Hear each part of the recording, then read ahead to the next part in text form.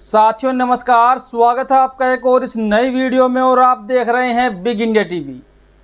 आप जानते हैं कि हरियाणा में 1 अक्टूबर को चुनाव होना है विधानसभा का, और 4 अक्टूबर को वहां पर नतीजे आपके सामने आ जाएंगे। और मैं आपको हरियाणा का हाल बताऊं, वर्तमान में हरियाणा में बीएसपी और आईएनएलडी का गठबंधन हुआ है, ये आप लोग जानते हैं। और हरियाणा में बीजेपी अपने दम पर अकेले ही चुनाव लड़ रही है, और उनकी मजबूरी भी है चुनाव अकेले लड़ना, क्योंकि जितने भी उनके साथी थे हरियाणा में, एक एक करके सब के सब छोड़ के निकल चुके हैं। तो एक तरफ कांग्रेस भी हरियाणा में अकेले अपने दम पर ही चुनाव लड़ रही है। जो कांग्रेस के इंडिया गठबंधन के साथी रहे आम आदमी पार्टी ने भी हरियाणा के अंदर अकेले ही चुनाव लड़ने का ऐलान किया हुआ है। तो एक तरफ जो बीजेपी की सहयोगी पार्टी थी जेजेपी, जननायक जनता पार्टी, जो कि दुष्यंत चौटाला की पार्टी है, वो भी अकेले ही चुनाव लड़ने वाली है। तो यहाँ पर सबसे बड़ा फायदा अगर होता है किसी को, तो वह बहुजन समाज पार्टी व इनेलो पार्टी है गठबंधन को। और वो फायदा क्यों होने वाला है, ये भी मैं आपको बताने जा रहा हूँ मिलेगी। और अब मैं साथियों आपको बताने जा रहा हूँ आखिरकार हरियाणा के अंदर बीएसपी को फायदा क्यों होने वाला है, इनेलो को फायदा क्यों होने वाला है। आप इस खबर को पढ़िए जो मेरे पास अभी साथियों आई है। इस खबर को लिखा है गौरव पाल ने। हरियाणा कांग्रेस में पड़ी दरार अब खाई का रूप ले चुकी है। एक और गांधी परिवार का चाहता हुड्डा परिवार, तो दूसरी ओर हरियाणा में कांग्रेस को दलित वोटरों के दम पर लोकसभा की 5 सीटें जीताने वाली दलित नेता कुमारी शैलजा और सुरजेवाला है। कांग्रेस का केंद्रीय नेतृत्व इस समय 2 नावों पर सवार है।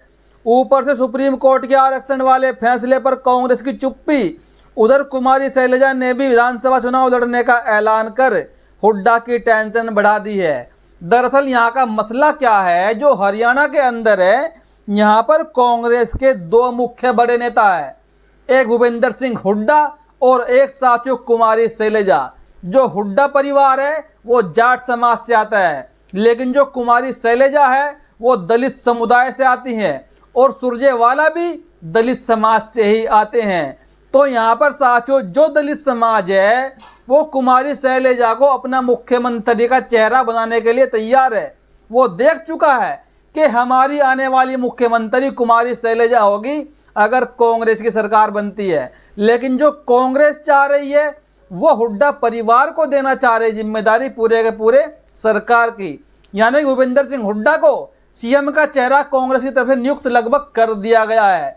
तो ऐसे में हरियाणा के अंदर 2 फाड़ कांग्रेस के होते हुए दिखाई दे रहे हैं। एक तरफ हुड्डा परिवार अलग से यात्रा कर रहा है हरियाणा के अंदर, तो एक तरफ सुरजेवाला और कुमारी शैलजा अलग यात्रा कर रही है हरियाणा के अंदर।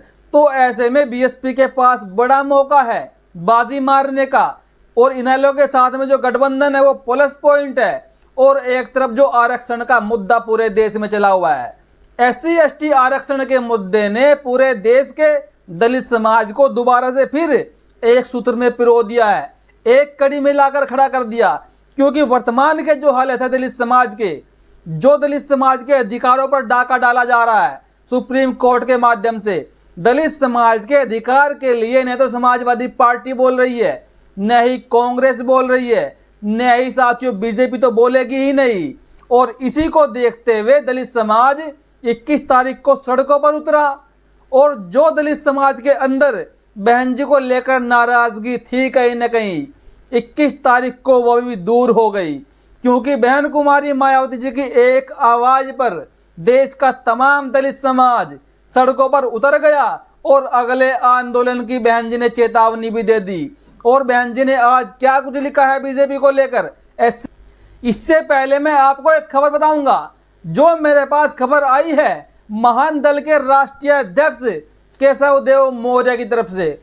उन्होंने आज एक बहुत ही बेहतरीन खबर, बहुत ही बेहतरीन पोस्ट एक्स पर लिखी है, जो आपको जानना बेहद जरूरी है, और जिसका संबंध SC/ST या फिर OBC के आरक्षण से है। साथियों आप इस पोस्ट को देखिए और इस पोस्ट को देखने के बाद, पढ़ने के बाद अपना कमेंट आप मुझे ज़रूर दीजिएगा।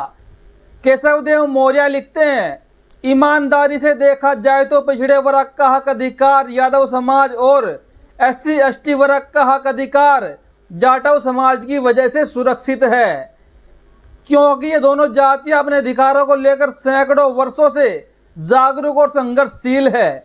इसलिए RSS जानबूझकर पूरे पिछड़े समाज को यादव समाज से लड़ा रखा है और अब आरक्षण बंटवारे का लॉलीपॉप देकर पूरे SC/ST वर्ग को जाटव समाज से लड़ाने का षड्यंत्र रच रहा है।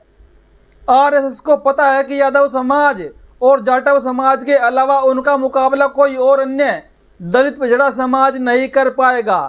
RSS के फेंके जाल में फंसकर अगर हम सभी दलित पिछड़े समाज के लोग बिखरे तो RSS सबको बारी बारी से गुलाम बना लेगा।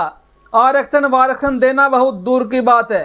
केशवदेव मौर्य, यहाँ पर केशवदेव मौर्य ने बहुत ही सटीक बात लिख दी है कि जो RSS का मेन मुद्दा है, जो मेन उनका एजेंडा है, RSS चाहता है कि मैं दलितों को आपस में लड़वा दूं, पिछड़ों को आपस में लड़वा दूं। आपने पिछले कई सालों से हरियाणा में देखा, हरियाणा के अंदर पिछले कई साल से जाट समाज व सैनी समाज में कांटे की टक्कर है। चाहे लड़ाई की बात हो, चाहे राजनीति की बात हो, दोनों में कभी बनती नहीं है। और सैनी समाज वहां पर बीजेपी को सपोर्ट करता है और जाट समाज वहां पर ज़्यादातर कांग्रेस को सपोर्ट करता है। इन दोनों में 36 का आंकड़ा बराबर रहता है।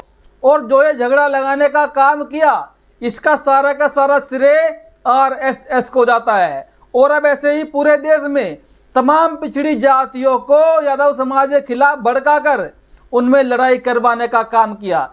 RSS के जो एजेंट हैं, जो छुपे हुए हैं, वो कहते हैं कि पिछड़े समाज का आरक्षण सारा का सारा यादव समाज ने खा लिया। और अब हाल ही की जो स्थिति है वो सब कुछ आपके सामने है SC/ST आरक्षण को लेकर।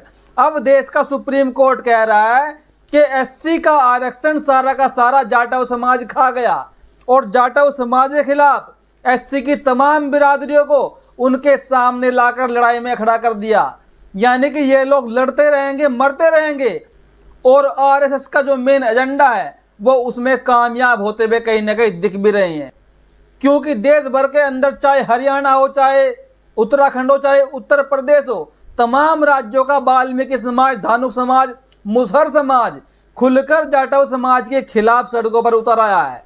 जहां 21 तारीख को भारत बंद देखने को मिला, जो देश के तमाम बुद्धिजीवी समाज के लोगों ने किया, जो SC/ST वर्ग में आते हैं। लेकिन वहीं पर जो साथियों मनुवाद की गुलामी करने में लगे हुए हैं, जो RSS को अपना रहनुमा मान रहे हैं, वो लोग अपने ही बड़े भाई से लड़ने के लिए सड़कों पर तैयार बैठे हैं।